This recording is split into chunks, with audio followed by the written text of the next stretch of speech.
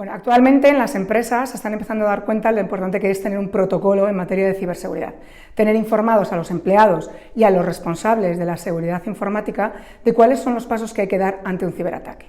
Si hay un buen protocolo, se pueden evitar daños y cuando ya se ha producido algún daño, se pueden evitar daños mayores.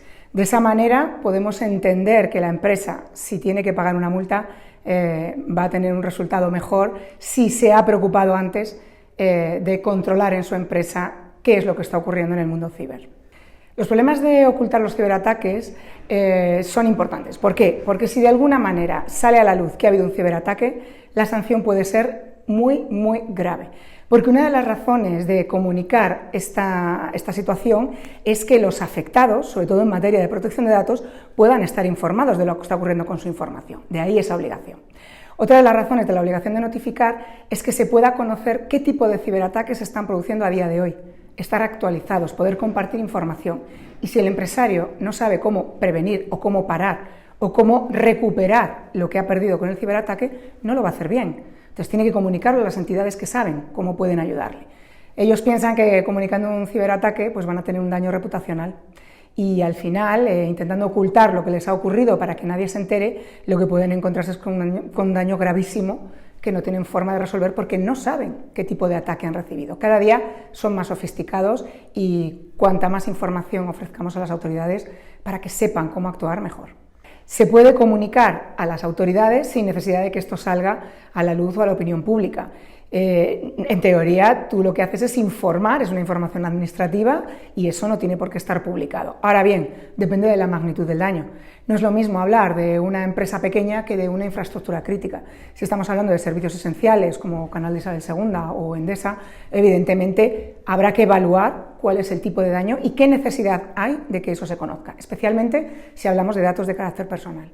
Legalmente tenemos que invitar a que se comuniquen todos los daños que se produzcan en la empresa por motivos de ciberataques, porque la ley lo exige en materia de protección de datos y también según la directiva NIS y toda la legislación que lo regula en el derecho interno, y no solo por eso, no solo porque sea algo que legalmente es exigible, sino porque el hecho de comunicar que has sufrido un ataque y poder pararlo a tiempo y actuar de la forma más eficiente también da buena imagen.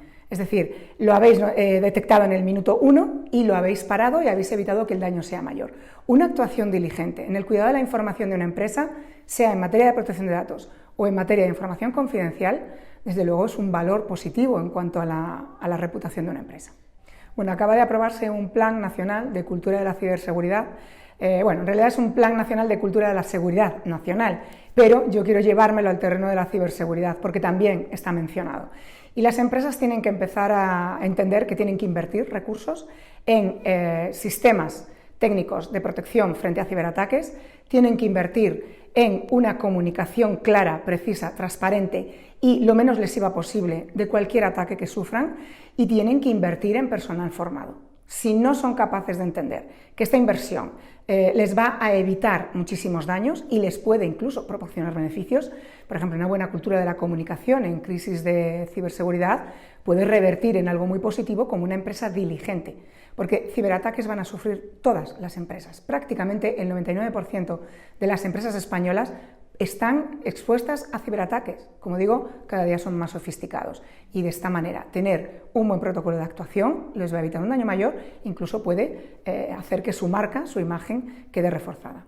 Tenemos que distinguir en una empresa entre información confidencial de la propia empresa o información que contiene datos de carácter personal.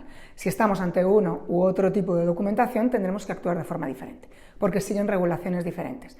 En ese sentido, lo que tenemos que tener en cuenta es datos de carácter personal, tenemos que tener un delegado de protección de datos, tenemos que comunicarlo a la Agencia de Protección de Datos, qué plazos tenemos, en qué momento del ciberataque estamos, si de contención, si de recuperación o si ya se ha terminado, o en un tema de protección de la información confidencial tendremos también que ver si no es solo nuestra empresa la que ha quedado comprometida, sino también otras empresas para las que podemos trabajar. Por lo tanto, como digo, tiene que haber desde el inicio de la actividad un protocolo de actuación ante ataques y saber que el ocultarlo nos va a perjudicar más que el comunicarlo.